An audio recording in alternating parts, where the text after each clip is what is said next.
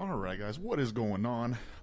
This is going to be a unique episode, and the reason is because we did not record the live replay to the Road to a Million. So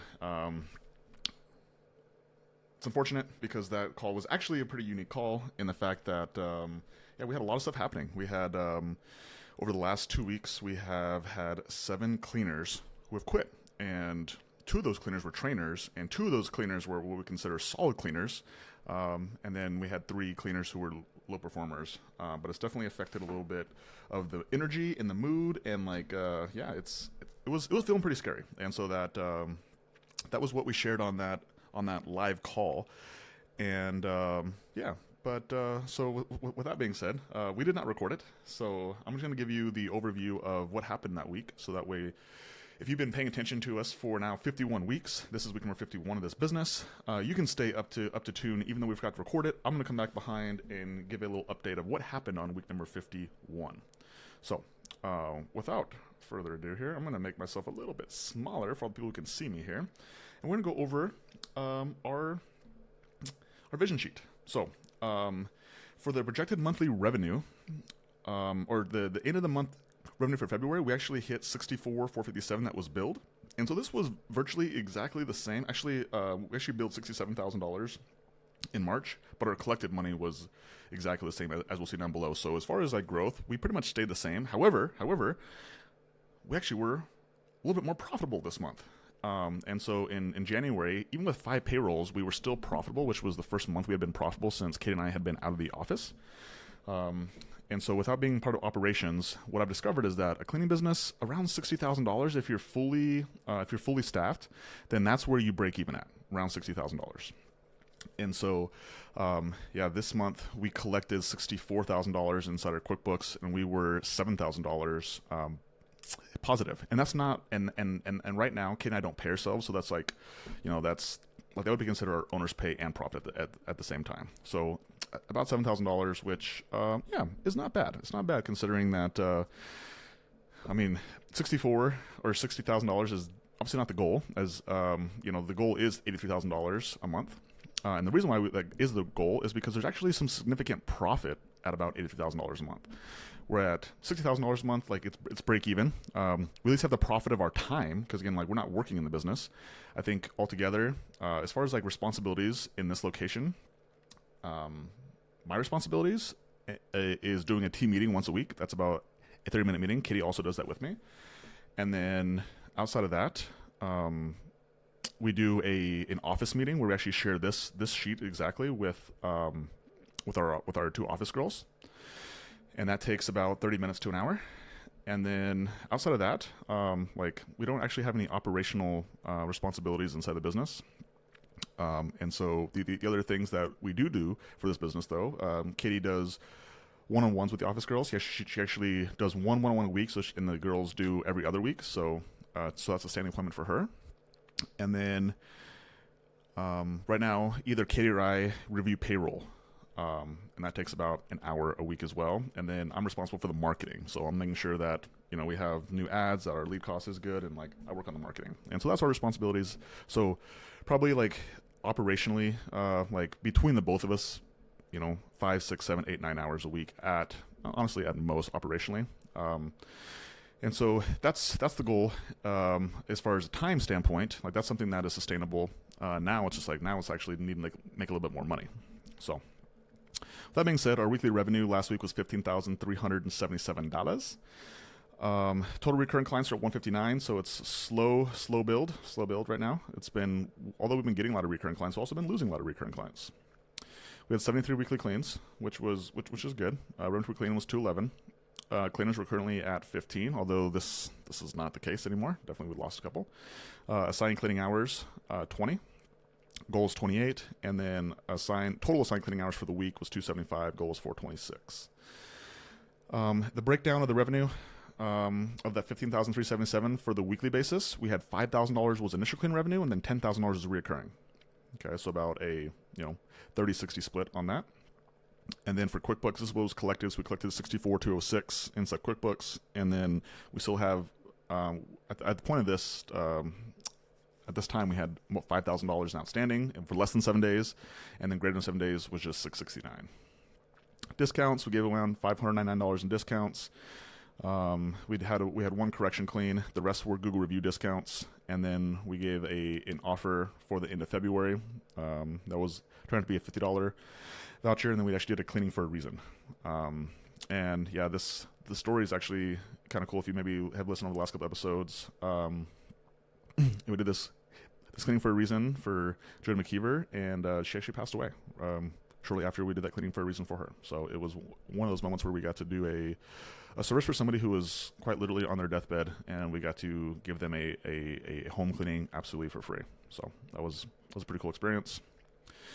Marketing, internal. So with everybody all the leads that we get every single week, we send them text messages, we send them offers as a way to try to help get them in for their first clean or maybe second clean or third clean or just a clean. And also we can fill our cleaner schedules. So the list that we sent to was no for now and think about it. And then the message that we sent was, hey, contact first name. February is almost over. To say goodbye to another month, we're offering a special deal. We only have 3 spots available for this week. Only text them back if you're interested. Right? And then we sent a follow-up message the very next day as well to get some more of those people to respond. Looks like we got 4 people to take that offer. And then as far as external marketing goes, we didn't spend any money on Google Local Services, and the reason behind this is because we don't have a Google listing right now. So we actually can't even be on Google Local Services because of that reason. So we spent $0 on Google Local Services, which means all of our money got spent on Facebook last week. We spent $1,400 on Facebook. We got 56 leads, 3 Facebook Messenger leads, 4 missed calls. Again, no Google Local Service leads, only 2 homepage leads. So what I realized is that when you don't have a listing, it's pretty hard for people to go to your homepage, because we normally get, between, I would say 7, 8, 9, 10 is pretty normal for homepage leads. And over the last couple of weeks, this has been way down. Incoming call leads also has been down as well. So we only got 9. And so we got 74 leads. I think this is the first time in a very long time that we've got less than 100 leads a week. So the thing the Google listing I'm seeing is it's important. It's important. All right. So sales last week, we had 17 spots unfilled. We have 35 spots that were open for this week. Meg Keziah crushed the phones last week, 581 calls between the 2 of them. And then we had 56 incoming calls answered. You can see here that the 2 part-time office girls last week didn't work in the office. Emma actually had to clean last week, and then Kayla's still in training. Cold call schedule, we had 34 scheduled, 21 showed, and we did 56. That means the girls created 35 opportunities, which is insane. It's so good. And this is one of the ways that I see how valuable an office person is how many opportunities do they actually create? And they created 35, which is pretty cool. We closed 27, and we booked $8,170 in projected quote revenue, and so that is a 6-to-1 ROI on our ad spend. So for every dollar we put into our Facebook ads last week, we got $6 back out.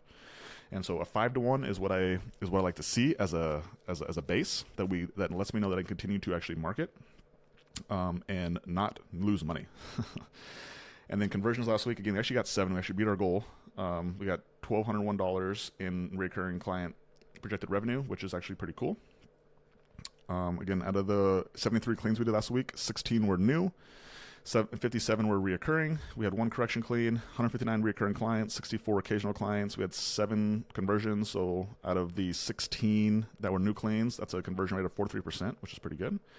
Again, we had no Google reviews last week, and we have no 5-star reviews because our listing is still banned, still disabled. And so I'm actually working on this, I would say I won't say seriously now, but I realized that somebody can probably solve this problem that is not me, because I was the one who was trying to solve this problem, and I realized that I'm not the one who probably can solve this problem. So I reached out and found somebody who this is their specialty. Their specialty is to get disabled listings back. And so I have given this person money, and we'll see if I can get this listing back. So cancel recurring clients. So we got 7 new ones, and the reason why we didn't gain a ton is because we actually lost 6. So part of the game, man. Part of the game is you winning and losing at the same time. As long as you can win more than you lose, then you can stay in business. Cancel cleans during the week. So we had about $2,000 of our cleans from last week fall off the schedule. So those are all there. Cleaner acquisition. I'm not sure how much money we spent on Indeed. This number didn't get updated. Website applicants, we had 14, 5 scheduled interviews, 4 interviews performed, 5 Zoom interviews scheduled, 3 Zoom interviews performed, and nobody hired. And so Ali and Josie ended up graduating. Ciara is in her second week of training, and then here comes to our cleaners leaving. We had Jocelyn and Kayla put in their 2 weeks, and they were our top trainers here. There were two of our top trainers. Alyssa and Tiffany are also our trainers as well, so that was pretty alarming. But yeah, outside of that, we had a man hour rate about $55 a man hour. Oops, I got signed out here. What's up with that? Somebody sign me out. All right, I'll just keep scrolling here. $55 man hour rate, and then Courtney Allen was a correction clean, and then we had 3 one-on-ones last week. Josie had 2 of them.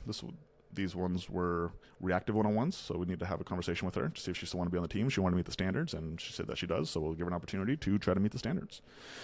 So so this is week number 51. Again, while in this moment it was fine on Monday, the call was a little bit emotional, a little bit stressful, and so maybe it was a good thing that it wasn't it didn't get recorded, because as you look at the data looks just fine. It looks okay. We're still growing. Again, 12 months solid of growing. I don't know what more you can ask for. So next week will be week number 52, which would be year 1 complete. If you'd have told me that we would have 159 recurring clients, and we had just done $64,000 and we were actually profitable without Kate and I being operationally involved, I'd be like, that sounds like a win, Logan. So I think that's really what it is. And I think if you're listening to this, you're like, that would sound like a win to me too. I'm like, cool. So